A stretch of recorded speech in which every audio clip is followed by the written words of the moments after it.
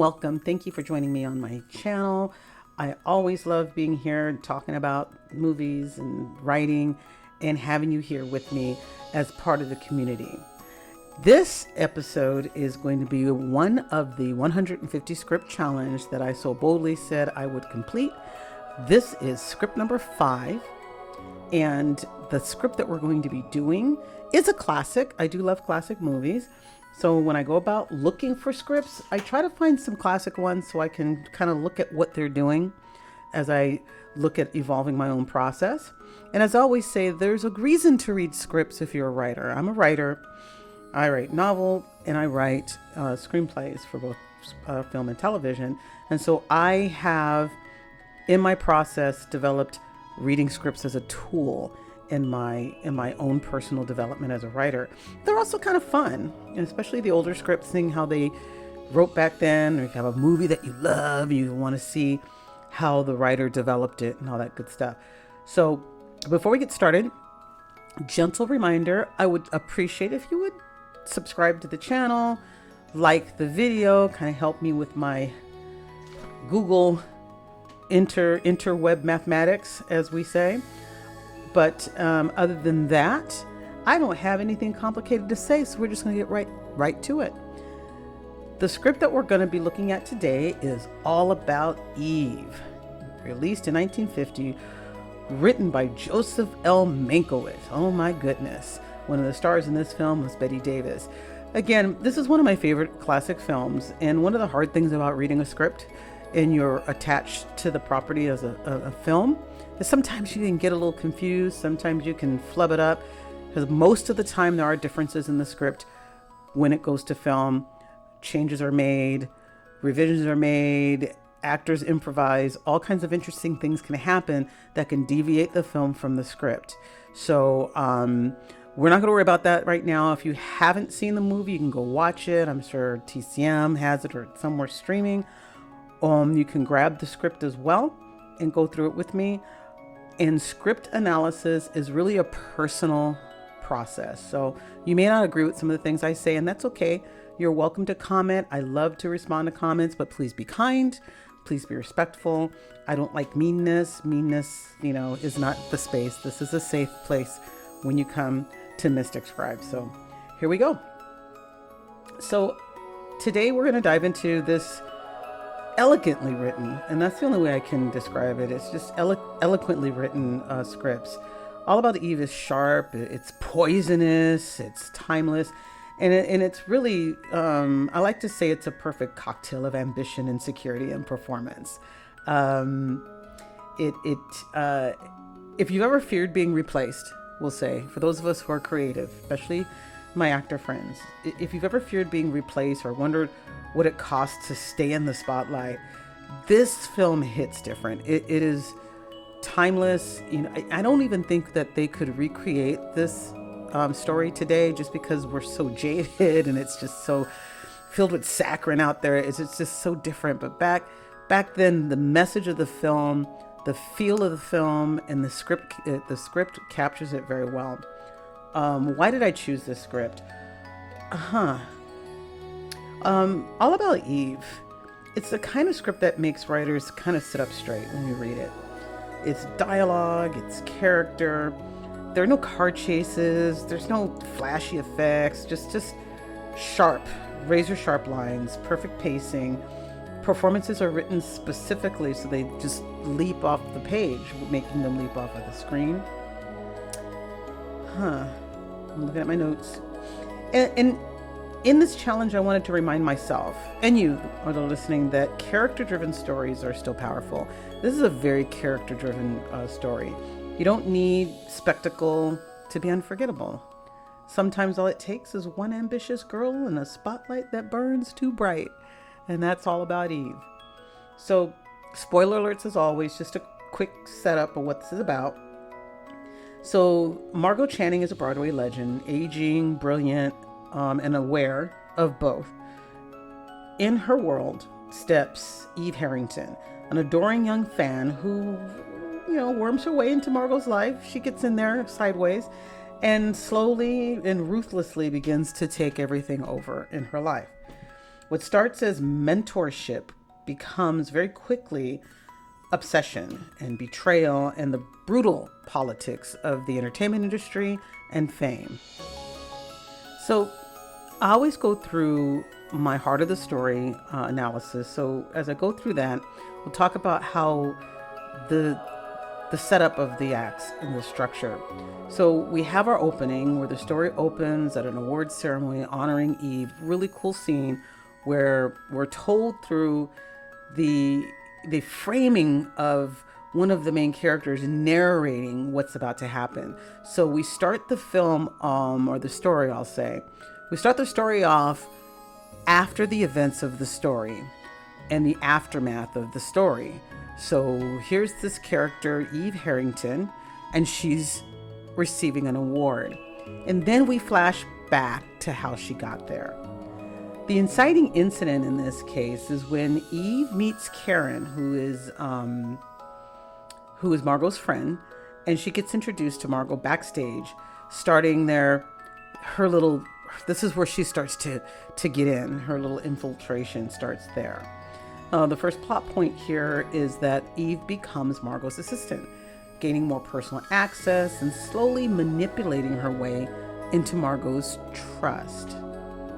At our midpoint, Eve replaces Margot in a performance and earns some high praise, unexpected acclaim, shifting the balance of power because Eve is younger than Margot and she shows she's got talent and potential.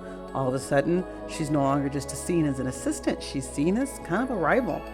The next plot point, Eve tries to blackmail Karen and take over Margot's next role. Here's where she's, revealed in terms of a character. Here's where she did a shapeshifter or trickster, where she revealed herself at that point. At the climax, her manipulation is exposed. She wins her award, but at a cost.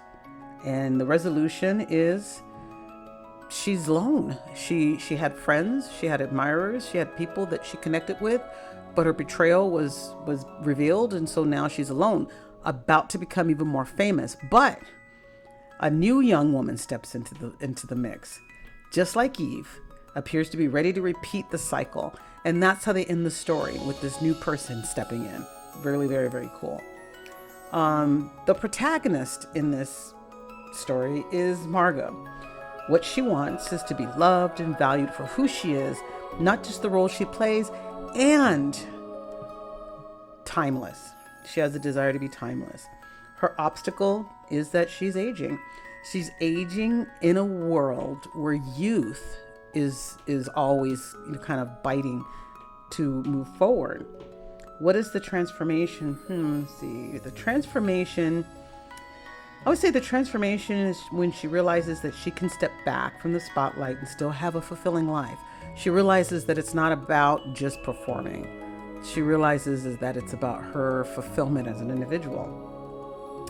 What is my heartbeat connection that I've found in this story is that it isn't just about the rivalry, it's about legacy, insecurity, and the terror of irrelevance. And that stuck for me as something that Margot was chasing, just wanting to stay relevant.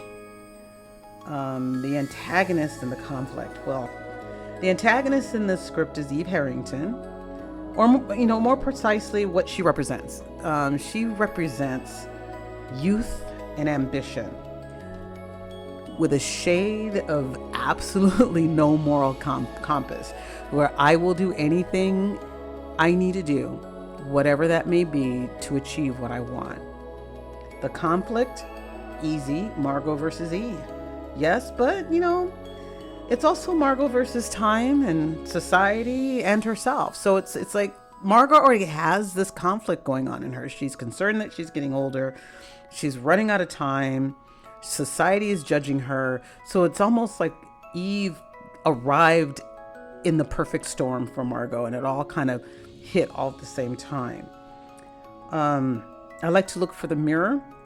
And for me, the mirror in this story is that Eve reflects Margot in terms of who she used to be, which is something that I picked up on as I was analyzing. It's like Margot recognized it at some point, and people were giving her a hard time because they're like, "Oh, you're misreading it, and you're abusing Eve," because she recognized it, and she didn't recognize it because Eve was so obvious. She recognized it because she saw herself, and clearly she had a little bit of that in her own process when she was younger.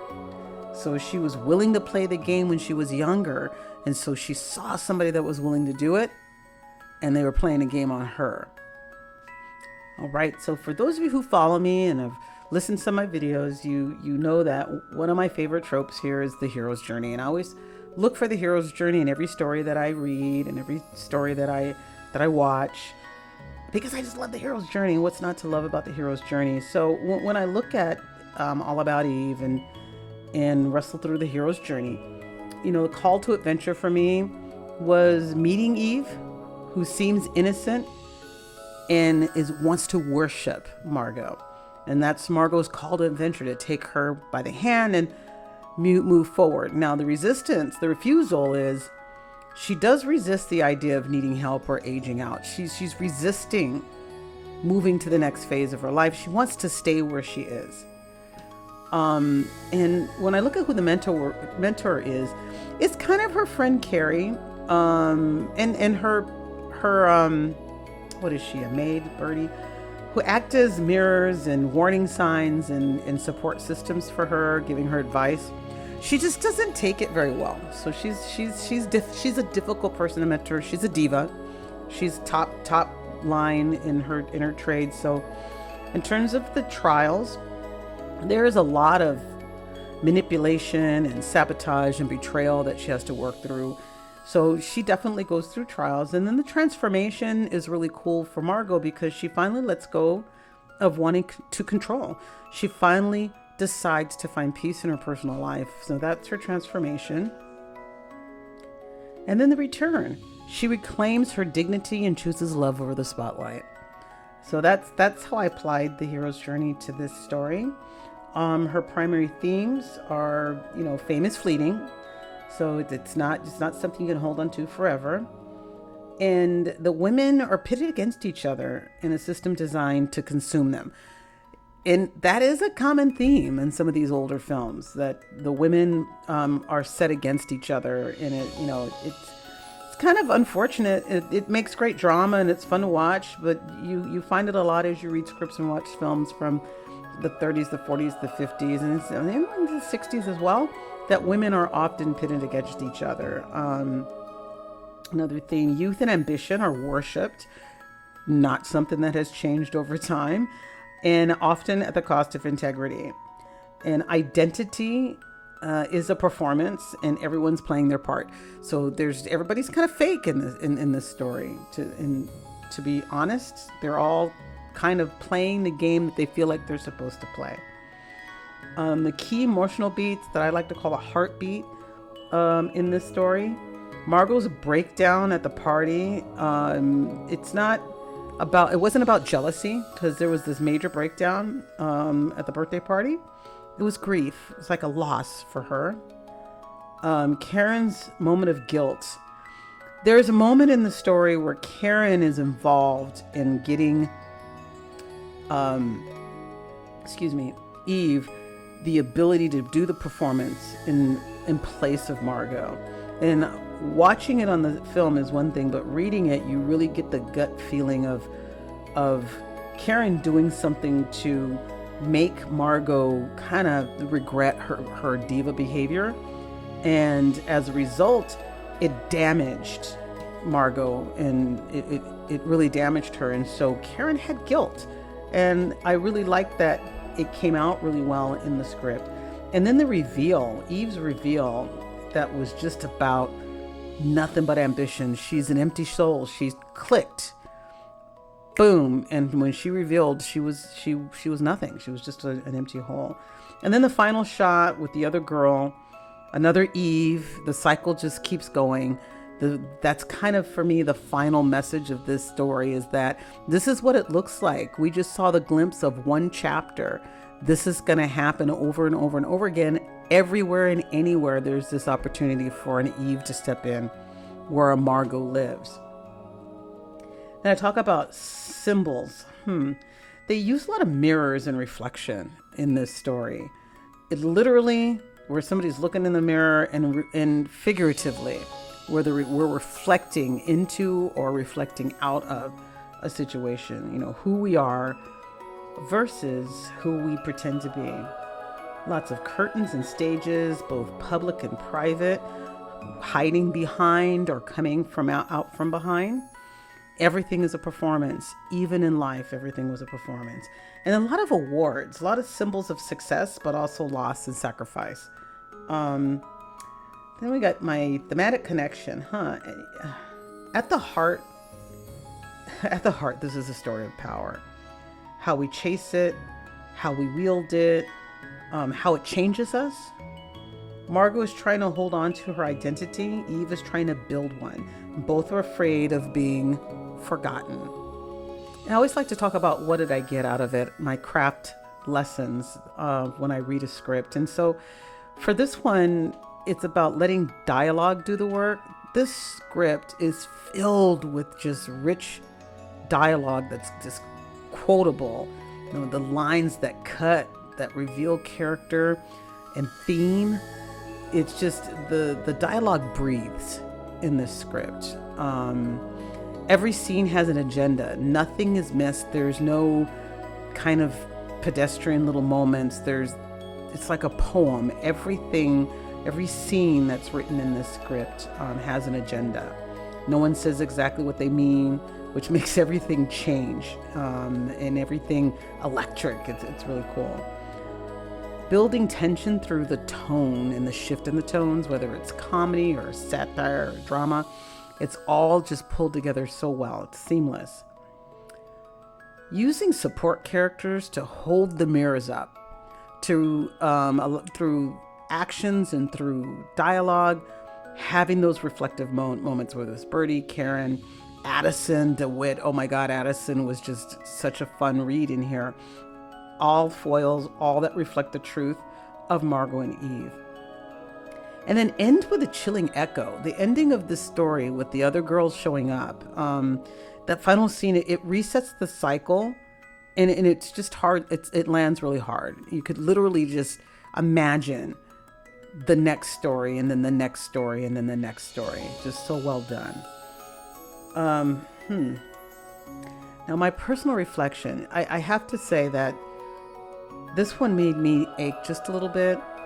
Not because of the backstabbing, good drama, but because of how human it is. Margot's fear of fading, Eve's hunger to be seen, Karen's guilt, the way Addison cuts people apart with words, it doesn't matter. It's all about what he wants. Now, as a writer, it reminds me to write women as whole people, messy, brilliant, scared, bold.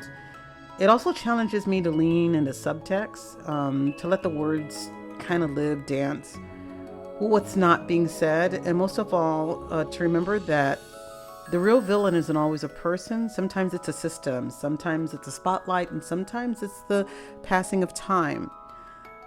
It also reminded me of humanity. As a woman, professional, I'm Gen X, I'm getting a little older.